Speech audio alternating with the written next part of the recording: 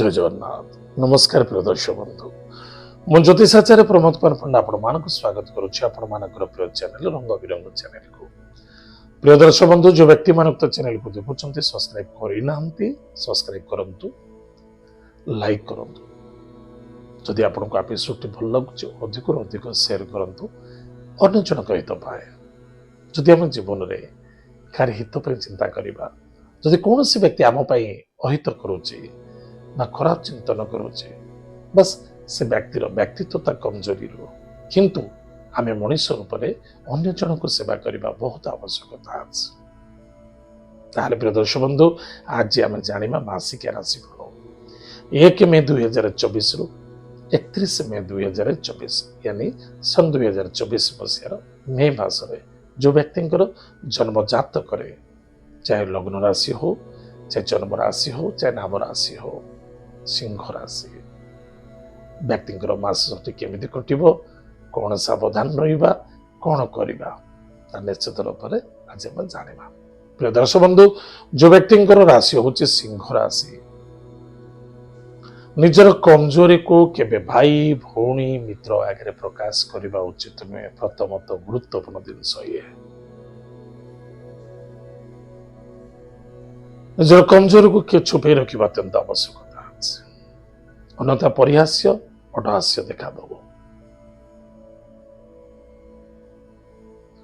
माता बंधु रिश्तेदार एमान सहित श्रद्धा आदरता रखा अत्यंत आवश्यकता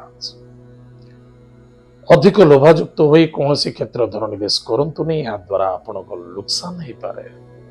प्रॉपर्टी जमीन जायदाद क्षेत्र धन निवेश करुँच सफलता देखा दब मन रखि दरकार निज स्वास्थ्य प्रति यथेष्ट ध्यान देवा आवश्यकता माता स्वास्थ्य प्रति ध्यान देवे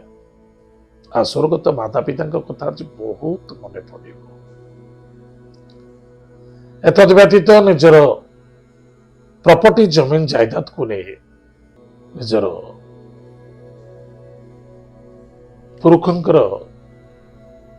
निजर वंशर कि आभिजात्यता को नहीं कौन से आर्गुमेंट करना नहीं अधिक आशावाद रखा उचित नहीं ससुराल बंधुवर्ग मध्य बेस आनंद देखा दब एवं कहारी स्वास्थ्य को नहीं चिंता देखा दे पारे किंतु धर्म क्षेत्र में यथेष्ट लाभ मिल ईश्वर को कृपा पड़ कौन से जॉब करुँच जॉब रे सफलता देखा दब सम्मान मिल निजर नॉलेज निजर बुद्धि निज ज्ञान जो यथेष्ट सम्मानित प्रत्येक कार्य सफलता देखा दब विलंब हम निश्चित रूप से सफलता देखा दब जदि कौन से व्यक्ति चाहते दूर यात्रा करने एक्सपोर्ट इम्पोर्ट कार्य करुँच से सफलता देखा दब चलचित्र लाइन में सफलता देखा दब इलेक्ट्रोनिक्स मीडिया लाइन में सफलता देखा दब